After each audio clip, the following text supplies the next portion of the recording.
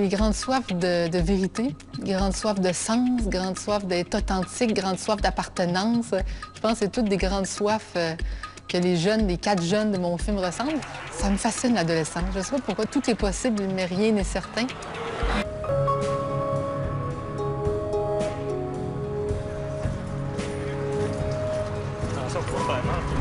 Moi, je sais pas si demain, on va me réveiller puis on va être avec le bon Dieu ou whatever. C'est un peu ça qui me fait avancer, savoir la chienne, que ça finisse. Puis c'est ça qui me pose dans le cul à faire des affaires concrètes tous les jours, puis à pousser dans ce que j'aime le plus, être un artiste.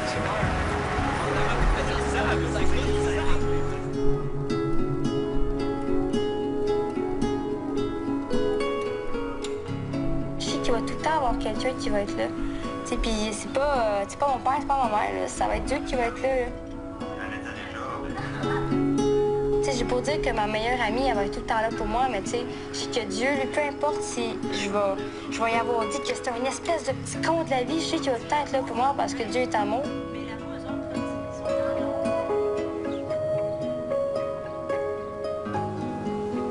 Moi, je pense qu'il y a quelque chose de magique qui manque dans la société. Puis, j'essaie peut-être de le trouver pour ma part.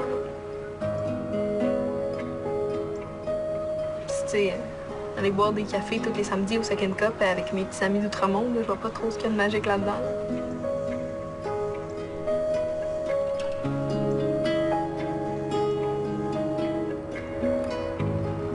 Il fallait que je m'en aille de ma communauté parce que je vivais plus.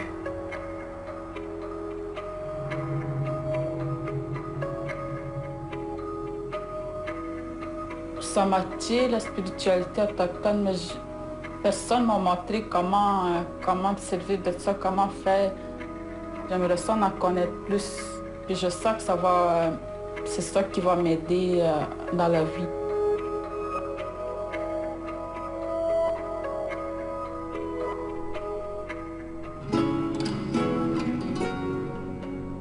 Ça me fascine, l'adolescence. Je ne sais pas pourquoi, depuis que je suis plus une adolescente, ça me fascine.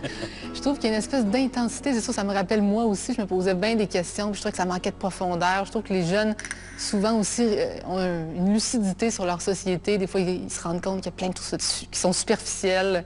Puis les jeunes vivent une intensité à leur âge. Tout est possible, mais rien n'est certain. C'est les premières angoisses existentielles. Avant, ils étaient plus dans la naïveté, dans la magie de l'enfance. Puis d'un coup, il y a comme le début de l'apprivoisement des émotions plus négatives. Puis ça leur fait peur. Ils ne savent pas trop comment dealer avec ça. Ce qui me troublait le plus, c'est que le jeune commence à ressentir de l'angoisse, commence à ressentir un mal-être, puis il ne sait pas quoi faire avec ça. Il est complètement laissé à lui-même. Donc ça, c'est quelque chose qui m'inquiète, sincèrement.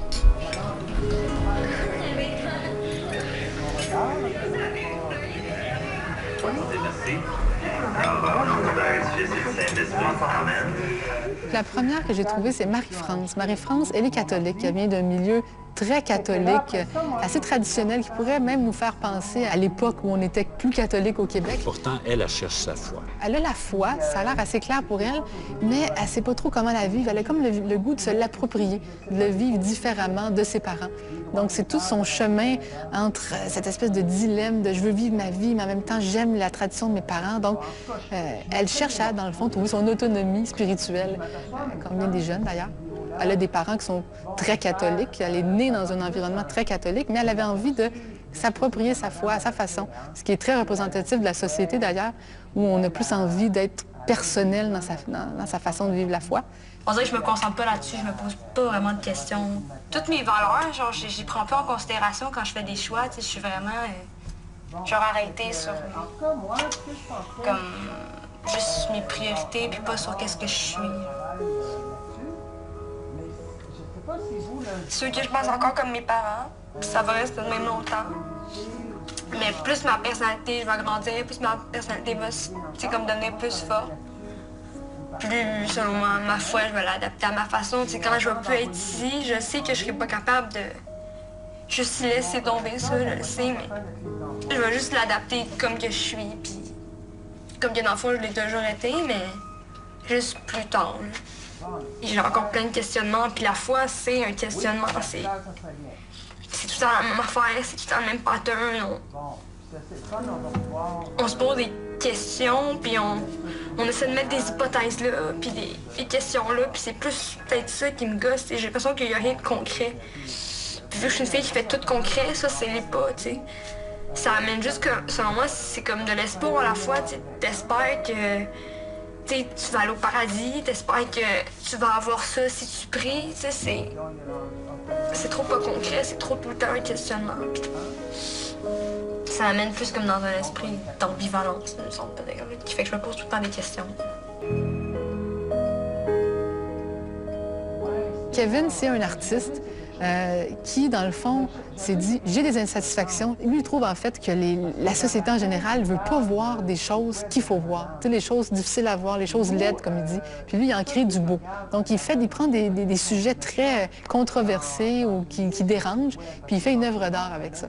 C'est ça aussi qui m'encourage dans la vie, là. C'est que tu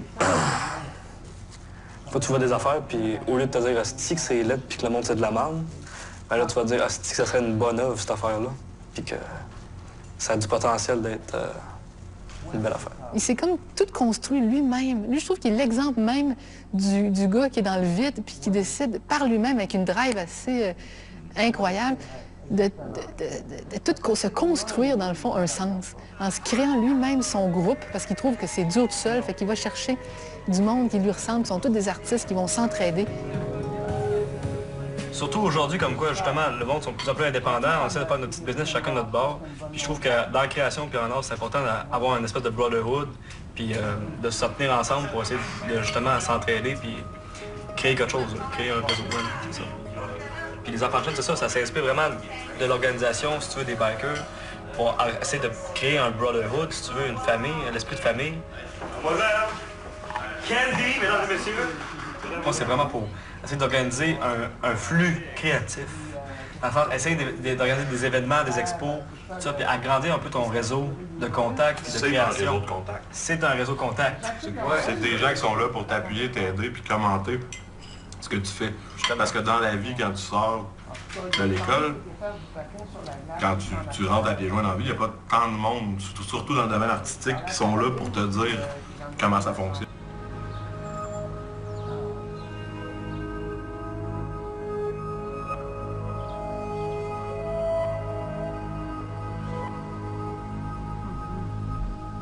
Le monde, ils veulent tout le temps être pareil. Comme un petit besoin d'être comme une unité, là, 100% semblable, là, qui est comme un peu plate, là. Tu sais, je veux dire, tout le monde veut être comme, écoute la même musique, faut la même affaire le samedi, ils vont boire le même alcool. Je veux dire, la mode, là, le concept d'être comme, tu sais, en tapon, là, ben, c'est fatigant. Jeanne, c'est celle qui est plus rationnelle, plus dans le doute, mais elle sent qu'il manque quelque chose, d'être critique par rapport à la société. Elle vient d'un milieu plus aisé, puis elle se dit, il me semble qu'il manque quelque chose, puis je veux le chercher. Mais elle cherche son groupe d'appartenance, elle ne se reconnaît pas à l'école, elle ne se reconnaît pas dans les jeunes. Elle trouve qu'ici, il manque une petite étincelle. Puis elle passe à l'action vraiment en allant en Arizona, chez sa tante qui organise des quêtes de vision dans le désert. Donc, c'est une expérience assez... ça a été assez marquant pour elle, mais ça a été une expérience très intéressante pour l'aider à se connaître, dans le fond.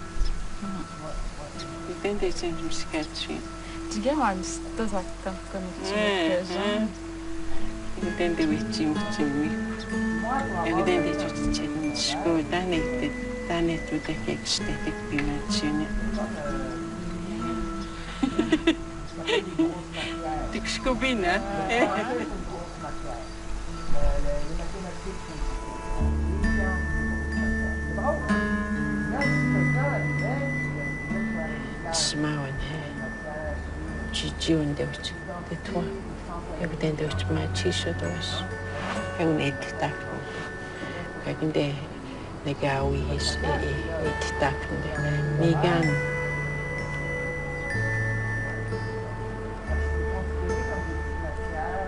Je pense que ce film-là, c'était un cheminement spirituel pour moi-même. D'abord parce que c'est sûr qu'il a fallu que j'approfondisse toute cette réflexion-là, ça c'est sûr, mais aussi parce que ça a été tellement difficile. J'ai eu beaucoup d'embûches dans le film. J'ai eu de la misère beaucoup au niveau financier. C'est un film que du moment que j'ai eu l'idée jusqu'à temps que je l'ai fini, c'est 8 ans de ma vie. Donc j'aurais pu abandonner des tonnes de fois. Tu sais, quand on parle passer à l'action, je disais tantôt, mettons que tu ressens quelque chose puis tu dis j'y vais au bout. C'est comme si je me disais, j'ai quelque chose à faire avec ce film-là, puis ça va me faire grandir. Puis là, aujourd'hui, je peux partager mes réflexions, mais je sais pas, je sentais quelque chose de très fort en moi, une intuition qui me disait, il y a quelque chose dans ce film-là qui va j'espère, éveiller les consciences sur le phénomène, parce que c'est quelque chose de tellement fondamental, puis ça me fascine comment on n'en parle jamais. Tu sais, la connaissance de soi, chercher un sens à sa vie, juste stimuler tout ça, pour moi, c'est de base. Même ça devrait être la matière principale à l'école, selon moi. Si le film n'est pas vu par les jeunes du Québec, je passe à côté. Il faut que ce soit vu, parce que je veux provoquer la réflexion. Donc, je vous souhaite de vraiment trouver ce qui vous allume, ce qui vous branche, et soyez heureux.